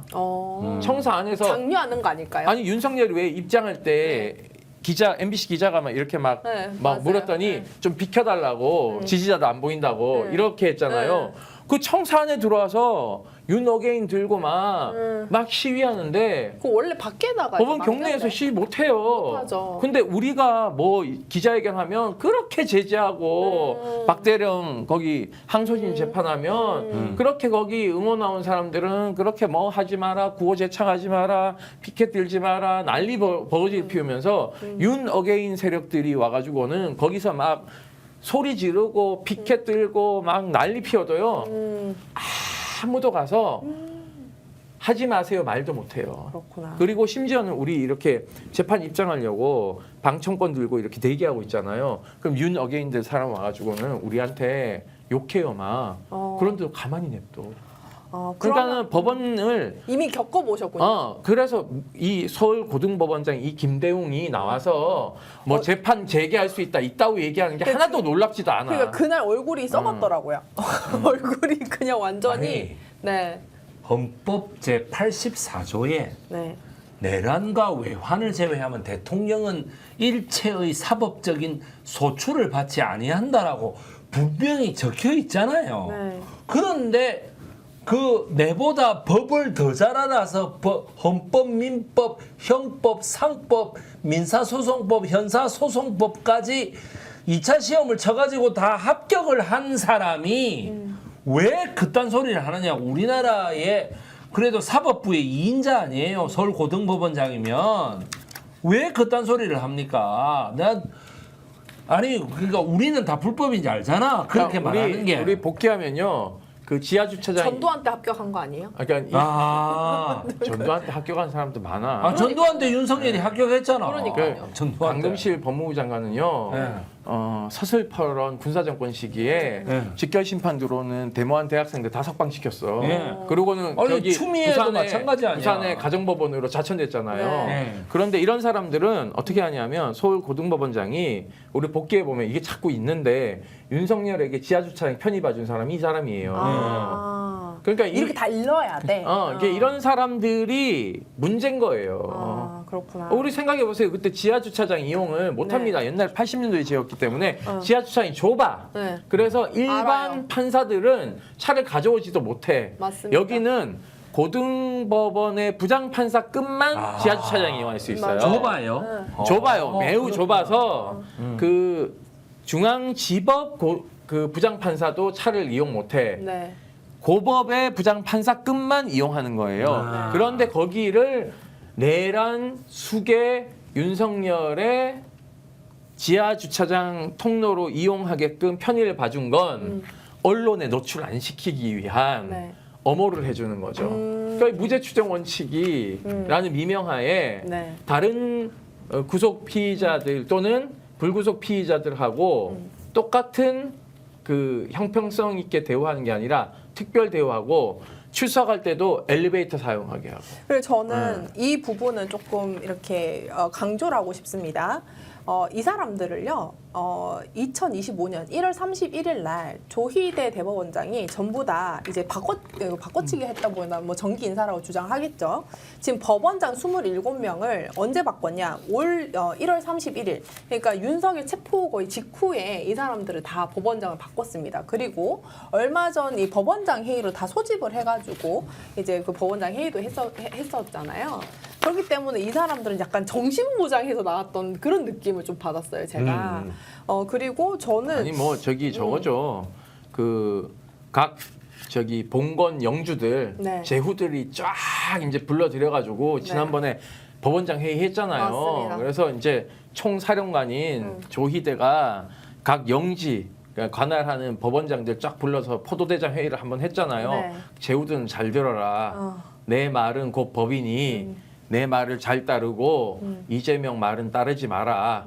그 사법부의 수장은 나다라고 네. 얘기하는데 저는 뭐 좋습니다. 사법부의 독립성 네. 뭐 이런 거 다 중요하다고 생각하는 사람입니다.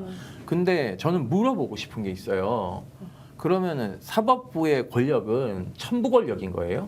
그렇지 않죠. 누가 주는 겁니까? 네, 저는 도대체? 요번에 그 헌법재판소장께서 이렇게 나와가지고 인사말을 하는데 자신들 헌법재판소의 재판의 독립이나 이제 그 어떤 독립성은 국민 주권 아래에 있다라고 이제 아예 그 굉장히 분위기 파악을 잘하셨어요. 요번에 그래가지고 아 헌법재판소가 최고 법원이 돼야겠구나라는 그런 이제 그 막 약간 마음이 절로 들더라고요. 아니 그 저기 그거 어떻게 생각하세요? 그 지금 어제 논의되고 있는 대법원에서의 판결에 대해서 네, 재판소원. 재판 소원할 수 있다는 것에 대해서 어떤 입장이세요? 저는 그게 궁금합니다. 저 같은 경우는 그게 보통 반대하는 경우는 사심제를 만든다고 반대를 많이 하는데요. 그거는 프레임. 그거는 프레임이고 진짜 잘못 왜곡시키는 프레임이고요. 자, 크게 외칠까요? 네. 사심제라는 거는 프레임이다. 그렇죠. 사심제는 사심제 아닙니다. 네, 호도하는, 재판소는 절대 사심제 민주당의 아닙니다. 네. 박희승 의원이 따위가 주장하는 사심제는 네. 페이크입니다. 아니, 그러니까 저는 그 얘기를 더 들어보고 싶은 거예요. 네. 그 헌법 소원이 가능한 경우는 전제가 재판에 의해서 기본권이 침해됐는지 여부를 다투는 거여서 사건의 그 대법원에서 확정되는 사실관계와 관련돼 있는 건 아니거든요. 아니죠. 모든 사건이 다 헌법 그 재판 소원으로 갈 수 있는 건 아니어서 아주 일부만을 가지고 헌법적 관점에서 재판이 기본권에 어떤 침해를 주는지를 판단하는 것 때문에 별개의 제도입니다. 그리고 여러 국가에서 외국에서도 이런 재판에 대한 위헌성을 따지는 제도는 충분히 있어서 뭐 도입하는 데 큰 문제가 있다. 자, 그러면 제가 반론을 제기하는 네. 게 아니라 반론을 제기하는 사람 입장에서 한번 이제 물어보고 싶은 게 있는데 아니 저 재판 중에 위헌재청 법률 신청이란 제도가 있는데 왜 하려고 하세요라고 하는 사람에게는 어떻게 얘기를 드리고 싶으세요? 네, 위헌 법률 심판 제청을 하는 경우에도 그게 헌재까지 가려면 법원의 허가를 받아야 돼요. 법원에서 제청을 해줘야 되는 겁니다. 그래서 그게 안 되면 이제 그게 되는 경우는 재판도 중지가 되긴 하지만 그게 안 되면 이제 헌법 소원을 하게 되는데 헌법 소원은 정말 보충적으로 그리고 헌법 소원의 인용률은 극히 미비해요. 1%가 안 될 정도니까요. 그런 경우는 기본권 침해에 대한 판단을 받기 위한 기회를 법원의 허가에 의해서 한번 걸른다는 것은 헌법적으로는 다소 문제가 있다고 보여요. 조금 여기에 보충적으로 설명드리면 헌법재판소가 아시아권의 헌법재판소들 간에 일치된 의견이 하나 있어요.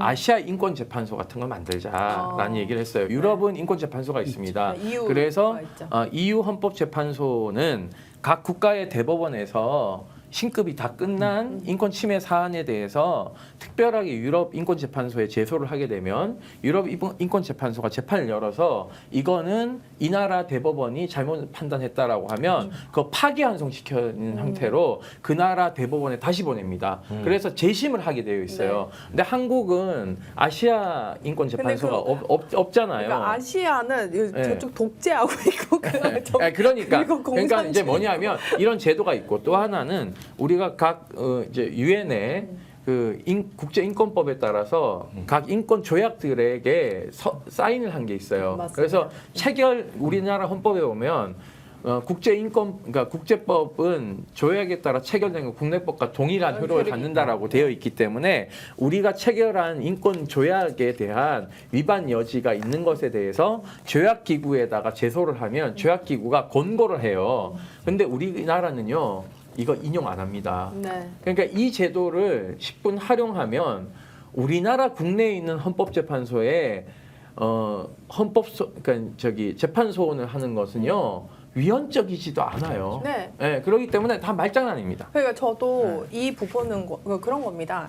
사실 지금 3심제라고 하고 있는 3심제도 1심과 2심, 그러니까 그러니까 1심과 항소심에서는 사실관계 확정을 시킬 수 있고, 그다음에 이제 그 상고심, 법률심에서는 이제 법률의 적용이나 이런 것들, 양형부당이나 이런 것들만 이제 검토를 하기 때문에 사실은 사실관계를 뒤집거나 이런 것들은 충분한 그 3심 안에서의 그 이제 어떤 해소를 하라는 게 이제 재판의 원칙이고, 그다음에 재판 소원은요, 헌법 소원과 같이 재판이라는 이 절차를 통해서 기본권이 침해됐을 때, 이 재판이라는 절차가 어떤 그 인권 침해의 도구가 됐을 때에 한정해가지고 그렇죠. 이제 재판 소원을 하고 있기 때문에 저는 이 4심제다? 그 너도 나도 갈 수 있다. 이거는 정말 허위 사실이거든요. 근데 그 대법원하고 헌법재판소 알력 문제 때문에 아니에요? 당연하죠. 그거 어떤가요? 당연하죠. 응, 당연하죠. 그러니까 두 사이가 어때요?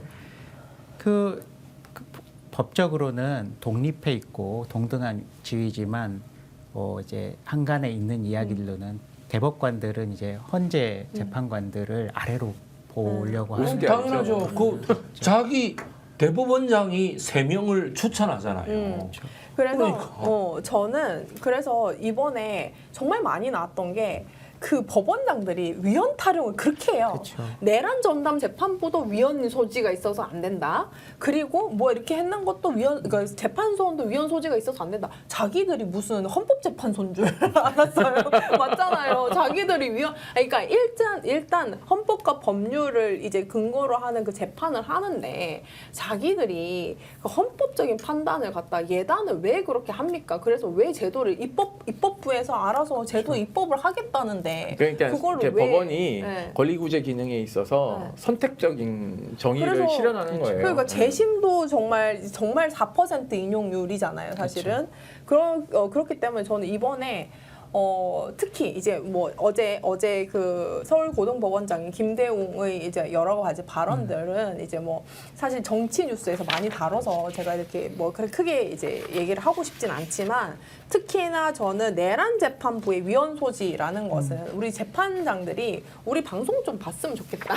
아니 그러니까 그 사람들은 싫은 거예요? 아니 그냥 싫은 거예요. 알고 그냥 작정하고 조이대의 앵무새처럼 거수기 역할을 하는 거기 때문에 네. 기대 난망이다. 네. 라는 그렇다면은 만약에 법원장들이 이렇게 그 극혐하는 표정들로 이제 앉아서 이제 얘기를 하고, 저는 하나 더 충격인 게 이 윤석열의 어떤 그 12.3 그 내란에 대해서는 내란으로는 전부 다 눈을 껌뻑껌뻑 하더라고요. 아 그거는 살펴봐야 나중에 지켜봐야. 그러니까 이제 뭐냐면요. 이게 지금 우려되는 게 직기현 재판장이 공소 기각 결정을 할 가능성이 높다라는 게 법조계 안팎의 시각이에요. 왜냐하면 이제 공수처가 이제 이거 수사하고 기소했기 때문에 수사권 없는 자, 기소권 없는 자가 공소를 제기한 것이라서 불법인. 공소 기각 판결이 가장 쉬워요. 아무것도 안 써도 그러니까 되거든. 고난을 판단하지 않아도 되는 거지. 않겠다. 이제가 재판내는 거 다 무효. 그러니까 공소 기각 그러면 한 몇 줄만 쓰면 돼. 복잡하게 쓸 필요도 없어. 네. 그럼 무죄를 쓰려면 너무 장황하게 많이 써야 맞아요. 되거든요. 근데 공소 기각 결정은 한 페이지만 쓰면 될 거예요. 그리고 또 이제 그 다 책임을 공수처에 넘길 수 그쵸, 있잖아요. 그쵸. 그래서 제가 봤을 때는 어제 그 내란 전담 재판부와 이것이 이제 위헌이라고 아득바득 우겨야 되는 저 법원장들의 어떤 모습, 그리고 12.3 그 계엄의 그날 밤에 그 평판사가 제가 판사가 단 한 사람이라도 그 여의도에 그 내란 군들을 막으려고 왔겠냐.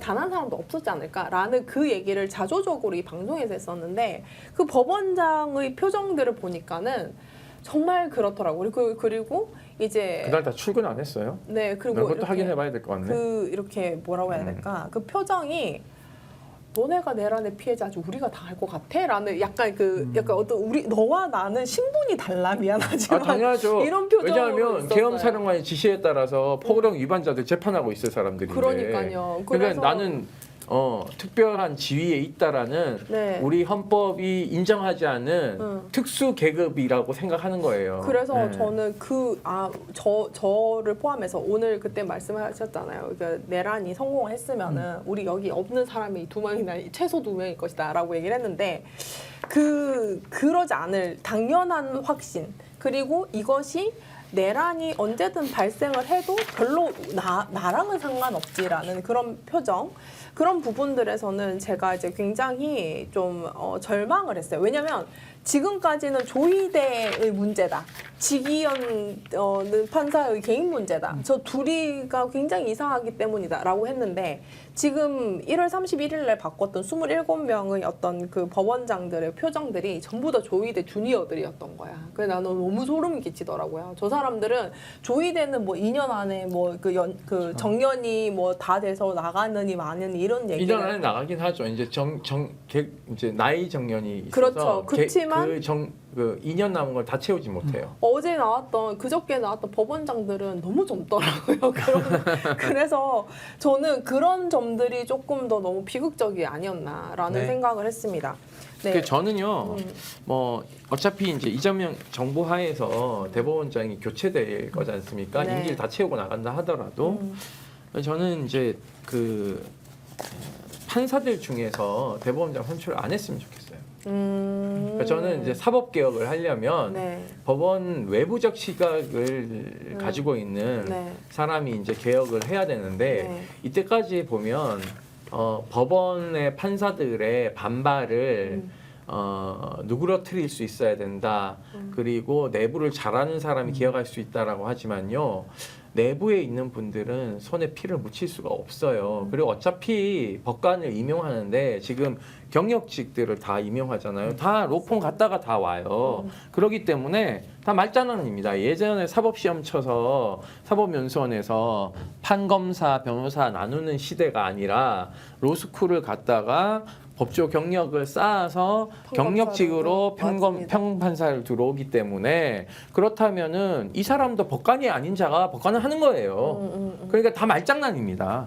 그러니까 라이센스가 있는 사람이면 대법원장을 굳이 판사 출신 아니어도 된다. 저는 미국처럼 그 검사장이나 이제 그 주 검사장이나 혹은 이제 법원 이제 그 장들은 선거하죠. 선거를 네. 해요. 선출을 하죠. 그래서 저는 이제 이런 부분들도 이왕 할 거면은 이제 그 민주적인 그 어떤 근거도 마련을 할 필요는 왔다. 왜냐하면 지금 국민들 너무 똑똑해요. 너무 똑똑하고 그러니까 이제 이게 언론들도 감시 많이 하고 저 제가 사람이 어떤 판결을 했는지 이런 것들 제가 다 살펴보고 이제 사법 개혁을 하는 데 있어서 뭐 수사 이제 예를 들면 검경 수사권 조정이나 뭐 검찰청 폐지 이런 거 다 좋은데요.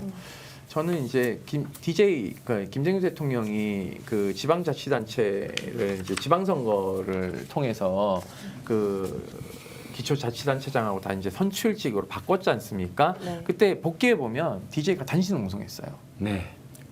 단식 농성했습니다. 근데 예전에 그냥 면장처럼 다 임명직이었잖아요. 그 군수, 시장 이런 사람 다 임명직이었잖아요. 근데 그때 단식 농성할 때 민주당 내 분위기가 뭐였는지 아세요? 어떤 거였어요? 우리 총재님 뭐 이런 거 가지고 단식 농성하셔 이랬어요. 그 DJ의 민주주의에 대한 깊이를 모르니까 그런 얘기가 당내에서 나오는 겁니다. 그러니까 저는 DJ가 권력을 더 쪼개서 국민들에게 민중들에게 권력을 나눠져야 된다고 생각하신 것 같아요. 네. 그런데 저는 그 DJ 정신에 따라서 미국처럼 이제 지방 경찰청장, 네. 지방 검사장, 음. 그 지방 법원장은 맞습니다. 선출직으로 좀 돌릴 필요가 있다라고 생각하고 저도 있어요. 왜냐면 네. 교육감 선거도 하고 있고 네. 굉장히 스페셜티한 분야. 우리나라 선거 너무 없어. 네. 그러니까 예를 들면 미국은 조세심의관 이런 사람들 있잖아요. 이런 사람들도 선출직으로 뽑거든요. 그러니까 800원 네. 했던 800원으로 기소하고 재판했던 유죄 때리고 이런 사람들은 사실 그럼 나는 애초부터 법원장은 못 하는구나 이런 생각을 하면서 재판을 하도록 해야 되는 거죠. 네.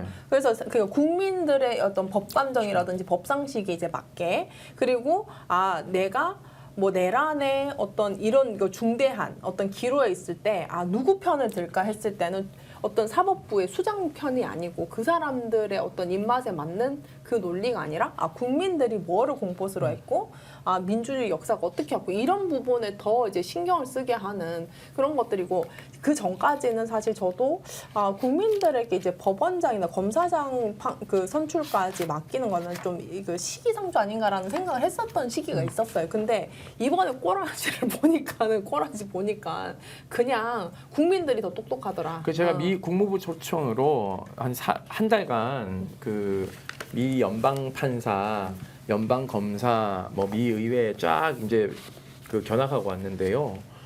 그 미국은 이제 형사 소송을 전자 소송이 가능하니까 배심원제도 의무고 하니까 그 사법에 대한 국민적 인식이 굉장히 높아요. 왜냐하면 네. 그 배심원 선정됐는데 안 가면 그 리스크가 있죠.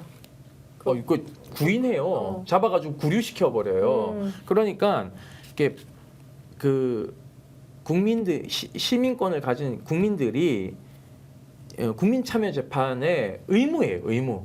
그러니까 이제 뭐냐면 그거 안 하면 그 구류도 살리고 벌금도 매기거든요. 그렇듯이 사법에 적극적 국민 참여를 하기 위한 민주적인 제도 방안을 지금부터 토론해서 전 제도화 시켜야 된다고 생각하고 맞습니다. 있어요. 미국이 아무리 트럼프가 난리 버거지를 피워도 밑에 있는 예를 들면 뭐 주방위군이 막 방기 들잖아요. 네. 주방위군 사령관이 우리는 헌법에 따라서 헌법을 준수하는 군대다. 우리 안 한다라고 얘기하고 연방법원에서 연방지방법원 이런 데서 막 트럼프의 그 행정명령 이런 걸 다 스탑시켜 버리잖아요. 네. 그게 뭐냐면 주권자인 시민들에 의해서 선출된 검사들과 법원장들이 제동 거는 거예요. 네. 절대 권력에 대해서. 그렇습니다. 예. 그러니까 저는 지금 이제 뭐 인사위원회를 이제 외부 개방을 하자라는 이런 뭐 인사제도에 그거 하는 건데 저는 그것도 필요할 수 있지만 무엇보다도 가장 그 민주적 그 어떤 정당성 결여가 가장 크지 않습니까? 그렇죠. 그렇기 때문에 저는 이 부분도 사실 심도 있게 이제 검토할 때가 아닌가라는 생각을 했어요. 저는 가장 충격적인 장면이 법원장들의 표정이었습니다. 내란을 대하는 그 내란 질의에 대하는 이제 법원장들 표정이었습니다. 근데 그 표정은요 일반 평판사들이 피해자를 대하는 태도하고 똑같아요. 피해자들이 거기서 항의하잖아요. 조롱하고 법원 경위동원해서 입틀막하고 네. 뭐 이런 짓거리를 법원이 굉장히 많이 합니다. 나중에 영상 한번 저희가 네. 군 사망 피해자를 판사들이 어떻게 대하는지 영상이 있어요. 그거 한번 틀죠. 네, 그거 네. 특집으로 한번 네, 틀어야 네, 될 것 같습니다. 그리고 마지막 오늘 그 임태원 소장님이 또 가장 이제 맹활약을 하셔서 이렇게 다 구속영장 청구까지 다 됐지 않나 싶습니다. 마지막으로 살펴볼 이제 최상병 특검, 최혜병 특검 상황 이제 좀 정리해 주십시오. 예, 그 박정훈 대령이 지금 국방부 조사본부 차장 네. 2인자 자리로 이제 네, 보직을 이동을 했죠. 네. 그 이동하는 날 공교롭게도 임성근 사단장에 대한 구속영장이 청구가 됐고 총 몇 명이? 그 전날 이제 이종석 국방부 장관, 음. 박진희 그 국방부 장관 군사보좌관 이 투스타입니다. 네. 그리고 김동혁 국방부 검찰단장 이 사람 네. 원스타고요. 그때 옆에 계셨던 분인 네, 거죠? 그렇죠. 그리고 저 유재원 법무관리관, 그리고 한 명이 누구죠? 기억이 안 납니다만 네, 한 명이 더 있어요. 네. 네, 그래서 5명, 김계한 사령관까지 네. 총 5명에 대한 구속영장을 청구했는데요. 그 다음 날 임성근 사단장에 대한 구속영장 그리고 대대장 1명에 대한 구속영장이 청구됐습니다. 총 7명인 예, 거죠? 근데 특이할 만한 것은 몇 가지 말씀을 드리면 임성근 사단장에 대한 이때까지 범죄 혐의가 과실치사, 과실치상 두 가지였습니다. 네. 근데 추가를 한 게 있어요. 어떤 걸 추가했나요? 항명죄로 추가를 했습니다. 오. 이게 뭐냐?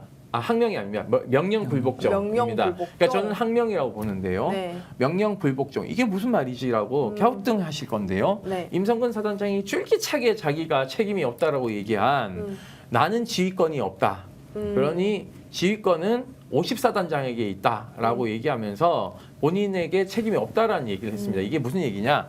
합참의장이 단편명령에 내려서 단편명령에 따라서 수해복구에 대한 지휘는 이 육군 이작전 사령부로 이관이 됐어요. 네. 그래서 이 작전 사령관의 지시에 따라서 육군 54단장이 해병대를 병력을 지휘하도록 명령을 내렸어요. 네. 그러니까 합참의장의 명령을 위반한 명령 위반죄가 이번에 추가로 그 범죄 혐의로 적시됐다라는 네. 것이고요.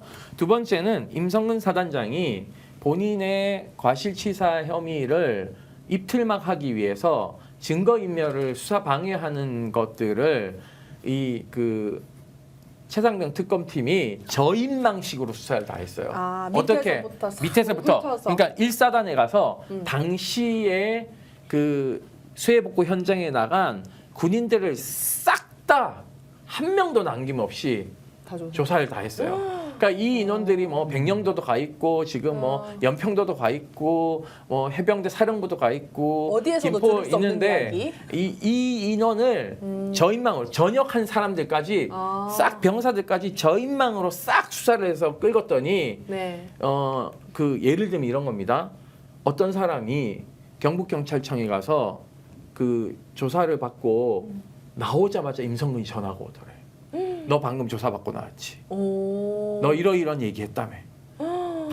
너무 끔찍한 얘기 너무 아니에요? 끔찍하다. 그러니까 이 부하는 너무 겁이 날 거 아니에요. 그렇죠. 이 경북경찰청에도 임성근의 스파이가 있구나. 아, 스파이 그래- 정도가 아니라 이제 다 지배당하고 네. 있다. 그래서 어제 경북경찰청과 국가수사본부와 다 압수수색. 다 압수수색 들어갔잖아요. 맞습니다. 그래서 저인망식으로 해서 이게 지금 첨점이 짰다. 그리고 지금 7명을 구속영장을 청구했기 때문에 네. 한꺼번에 던진 것은 이거 굉장히 좀 독특하지 않습니까? 맞습니다. 네, 그래서 이게 어제 저가 이제 어제 이제 그 촬영일 기준으로 어제 정치본색에서 이렇게까지 이제 그 7명 전부 다를 한꺼번에 이제 구속영장 청구한 것은 굉장히 전략적으로도 탁월했다라고 얘기를 하던데 그러니까 누구 하나 이제 그러니까 한꺼번에 다 던졌기 때문에 한 명을 굳이 기각하기가 굉장히 어렵다면서요. 네, 그렇죠. 네. 네, 그렇고 그리고 이제 내일 그러니까 23일 윤석열에게 최상병 특검이 출석 통지를 했어요. 안 나간다 그러죠. 안 나간다고 했는데 이제 봐야죠. 네. 이게 왜냐하면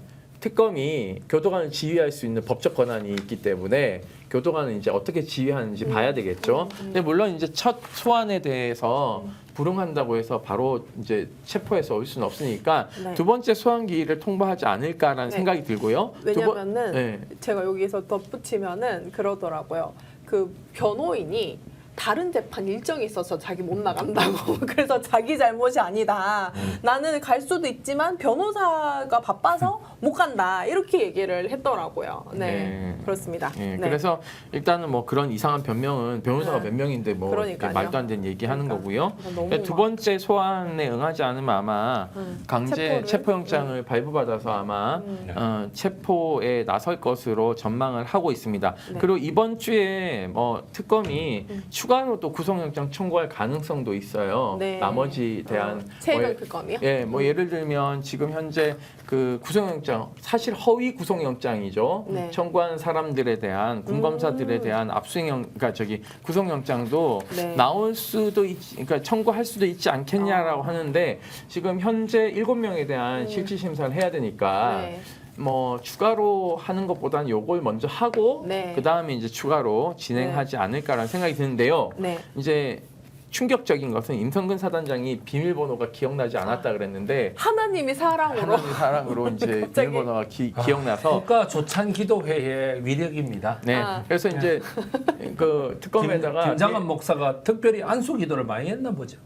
직접 했어요. 그래서 이제 그런 것들에 아니 근데 힘입어. 더 웃긴 거는 그렇다면서요. 그 지금 최혜병 특검에다가 그 압수수색 지금 휴대폰이 없다면서요? 가안부 했기 때문에 없어요. 없는 상태에서 줬어. 비밀번호만 20개가 알려줬다는 거예요. 그래서 저는 정말 저 사람 재밌는 사람이구나라는 생각을 했습니다.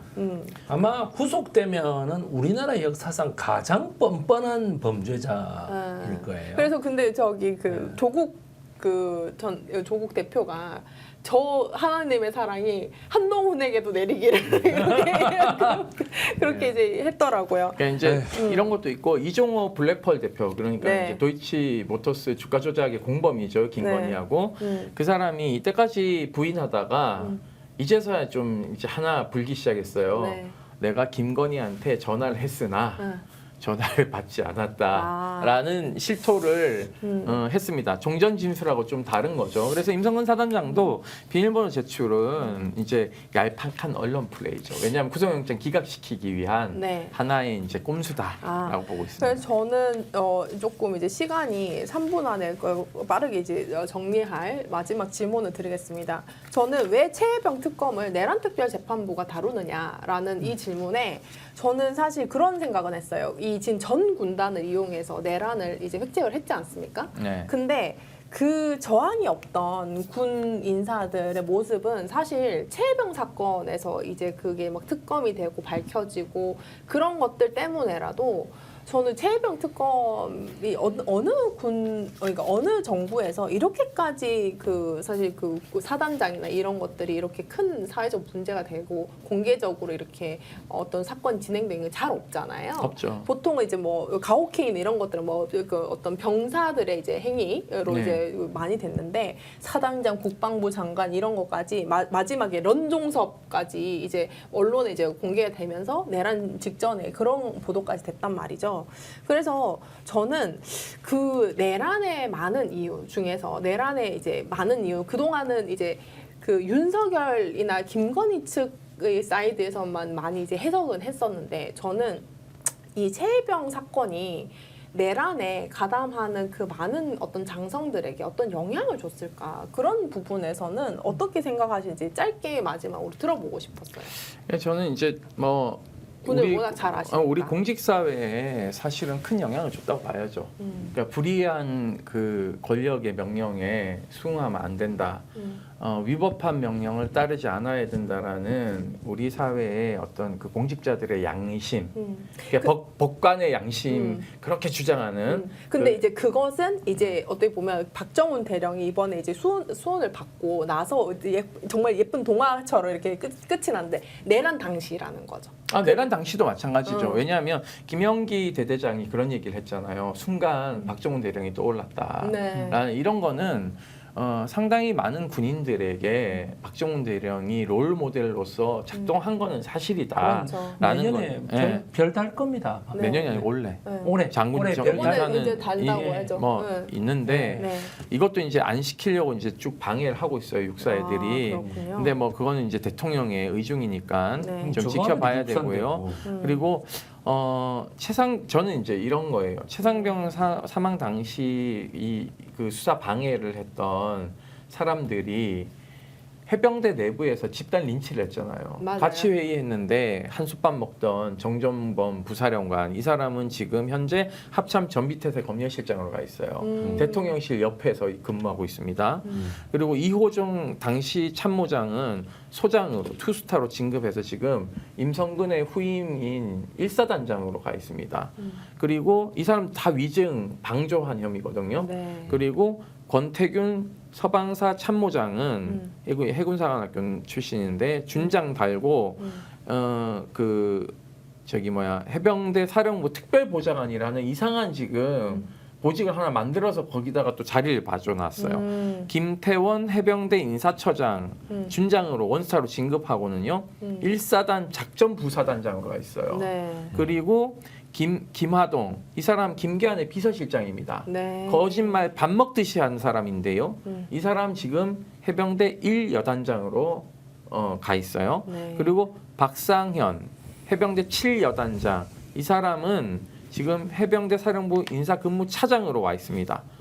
그래서 맨날 박대령하고 아침에 얼굴 같이 보고 회의하고 그 점심 밥 먹고 그 얘기는 제가 방송에서 봤습니다. 김영래 안보실에 파견가 있던 네. 그 대령은 지금 해병대 사령부 작전처장 가 있고 임요한 당시 감찰실장 네. 이걸 감찰해야 될 사람은 전역 후에 2급 근무원 자리인 해병대 사령부 전투모의 분석실장 자리를 또 꿰찼어요. 아. 그러니까 사실상 박정훈 수사단장의 VIP 경로 얘기를 망상으로 몰고 거짓말쟁이라고 그 집단 린치했던 자들이 지금도 그럼 지금도 여전히 그 자리에 자리를 네. 또아리 틀고 있다라는 것은 심각한 문제죠. 그러니까 이것도 청산이 필요합니다. 네, 그래서 네. 저는 최혜병 특검이 윤석열을 어떻게 다룰까? 저는 그것도 되게 좀 그러니까 내란 특검과 이제 최상병 특검이 어떻게 다루게 될지 여기 약간 험하게 다룰 것 같은 기대감이 결이 좀 있는 다르죠. 결이 다르고 그리고 눈치 볼 게 없죠. 왜냐하면 이제 뭐냐하면 이명현 특검은 군 법무관 출신이에요. 군인이자 법무관 출신이라서 그 이게 이제 군 통수권자이자 군의 사건 외압 수사 외압을 했기 때문에 아마 다루는 방식이 조은석 특검이나 네. 법관 출신의 민중기하고 굉장히 결이 다를 저는 것이다. 그래서 좀 기대가 됩니다. 라는 것이고 여기 체포하러 가는 사람들이 누구인가를 좀 봐야 되는 군인들 거죠. 그러니까 예를 들면 이제 경찰에서는 간다면 네. 지휘를 지금 파견가 있는 김학의 사건 하던 그 누구죠? 네, 이름 까먹었다. 그 총경이 네. 지휘할 것이고 네. 예, 군에서는 이제 그런 경력이 있는 사람들이 좀 가겠죠. 당시 예를 들면은 뭐 사성 장군 수갑 채워봤던 네. 사람들 네, 네, 이런 네. 사람들이 동원될 거라서 굉장히 저는 다른 방식으로 윤석열을 할 거다. 대할 거다라는 거고 대할 거다. 윤석열 입장에서도 네. 조은석 특검 팀이나 민중기 특검 팀은 다 내 아는 애들이잖아. 네. 그러니까 거기 파견 가 있는 그쵸. 검사들 다 내. 그래. 야 적당히 했기대라 이렇게 할 수 있지만 그렇죠. 여기 생판 모르던 군인들하고 오기 때문에 기대가 됩니다. 기대 난망입니다. 네. 기대가 됩니다. 기대 난망이 기대가 됩니다. 예. 네, 그러면 오늘 굉장히 자세한 이야기들을 좀 살펴봤는데요. 그 아무 곳에서도 잘 들을 수 없는 내란 특별재판부 오늘 그 5화에서는 이제 그 뭐 내란 재판이 어떻게 진행됐는지 그리고 최혜병 특검이 어떻게 진행되고 있는지 그리고 굉장히 사건을 굉장히 내밀한 요소까지 잘 살펴봤습니다. 오늘 와주신 모든 분들께 감사합니다. 감사합니다. 고맙습니다. 네, 고맙습니다. 애청자 전용 상품을 만들었는데 자동차 보험 또한 보험의 점검이 필요합니다. 꼼꼼하게 보장이 되어 있는지 다 체크해드리고 있습니다. 바로 상담 가능하고 즉시 비교 견적해드리는 1644-1226 자신 있다 비교하라. 저희가 스픽스 애청자 전용 상품으로 만든 만큼 1644-1226을 전화주셔서 꼭 상담 받아보시길 바라겠습니다. 여러분들의 응원, 격려 그리고 혜택 돌려드리겠습니다. 스픽스 구독자 여러분, 뼈와 무릎, 허리 관리 매우 중요하죠. 그래서 오늘 특별히 준비한 바로 MSM 더블케어. 관절, 연골, 뼈 건강에 가장 좋은 원료는 MSM인데요. 고함량 1500mg을 준비했습니다. 관절, 연골에는 묻지도 따지지도 않고 MSM 더블케어로 관리해보시죠. 그래서 가격은 얼마냐? 하나 사면 하나가 덤으로 갑니다. 59,900원으로 이 가격 놓치면 후회할 것이고요. 딱 준비된 수량 500세트만 선착순 마감합니다. 지금 바로 스픽스몰에서 확인해주세요.